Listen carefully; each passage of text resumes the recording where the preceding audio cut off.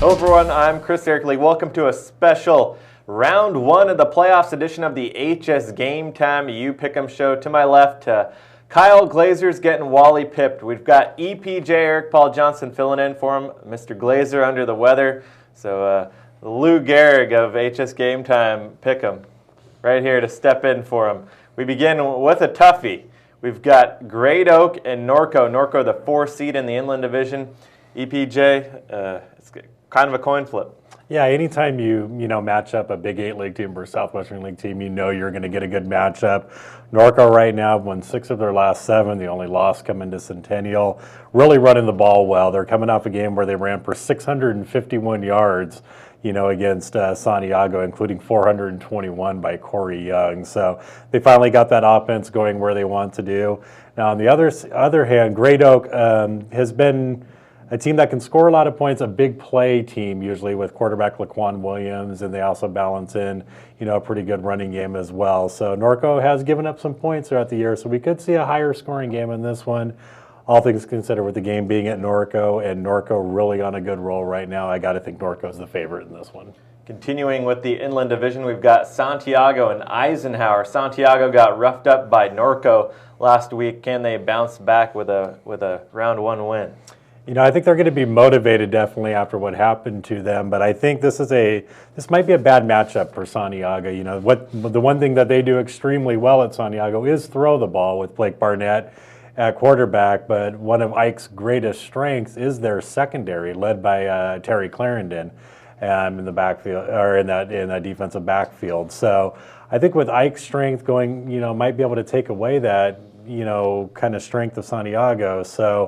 And Santiago's defense is going to be without their best player. Corbin Gutierrez was ejected from that game against Norco. So their best defensive player out. Eisenhower's got a little momentum with that victory over Rev. I'm going to go ahead and take Ike in this one.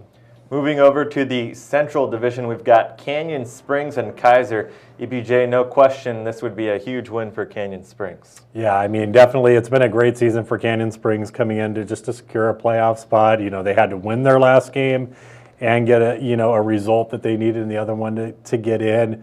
They definitely have a solid offense with their receivers right now. Alex Rodriguez has caught a touchdown pass in every single game this year.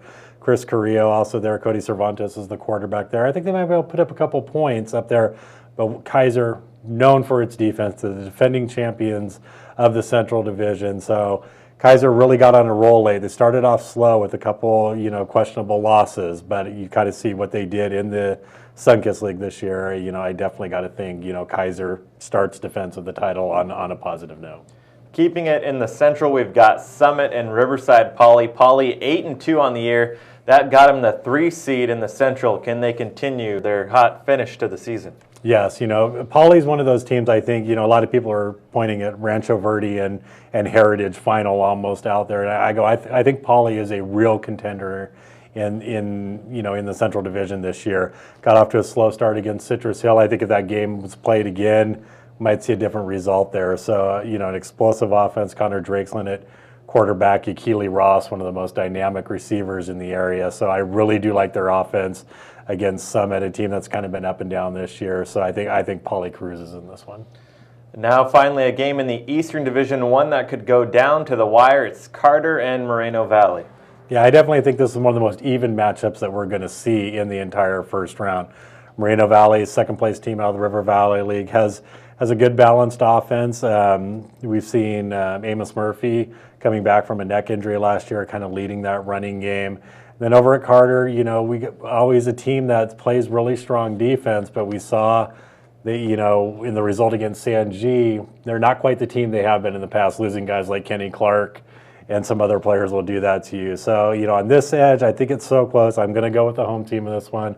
So I'm going to take Moreno Valley in a real close one. I definitely think this, is a game that could go down to the very end. Now the games are expected to start at 7:30 this Friday, but I imagine we could see some of those change. Yeah, the Central Division and Eastern Division definitely have a history of moving their games to 7 o'clock. So expect most of those to get moved. The Inland Division games probably be mixed. I can tell you one thing, Centennial will be at 7:30. Matt Logan prefers to play at 7:30. So, but yeah, you'll see at least half of these games will get moved to 7 o'clock. All right, no fan picks up there right now because as of, what is it, about noon on Monday. We just put the picks up about 45 minutes ago. Get your picks up there, and we'll be sure to see you out there on Friday night.